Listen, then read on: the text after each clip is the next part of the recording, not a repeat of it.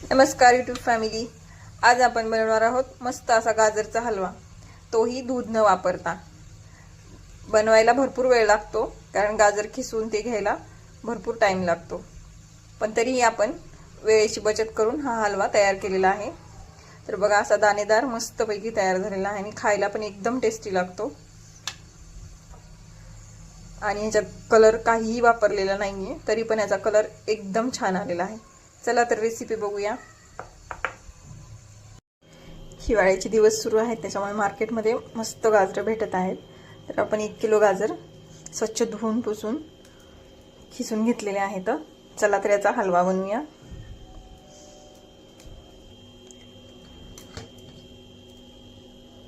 हे घरचं साजूक तूप आहे, तर 1 चमचा मोठ्या चमच्याने मी इथं तूप घेतलेलं आहे.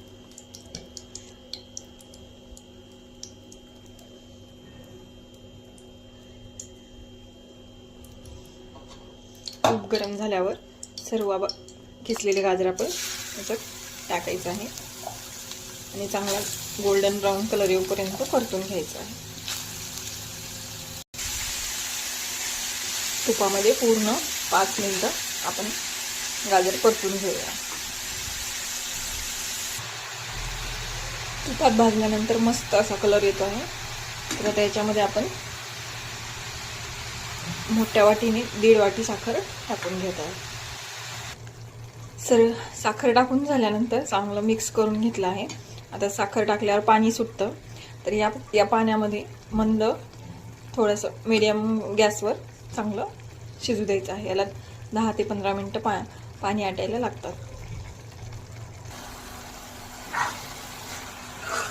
आपण याच्यामध्ये दूध टाकलेलं नाही, तरी पण छान असा कलर आला आहे बिना कलरचा.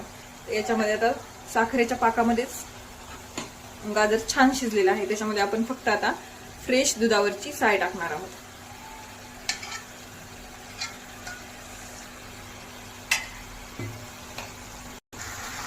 आणि हे सगळं मिक्स करून घ्यायचं आहे. अजून 5 मिनिटात आपला हलवा तयार होता. एका तडका पॅन मध्ये आपण थोडंसं तूप गरम केलं आहे आणि काजू, बदाम तुम्हाला जे आवडतात ते सर्व ड्रायफ्रूट्स कापून घ्या किंवा तसेच आपण तुपात तळून घेऊया.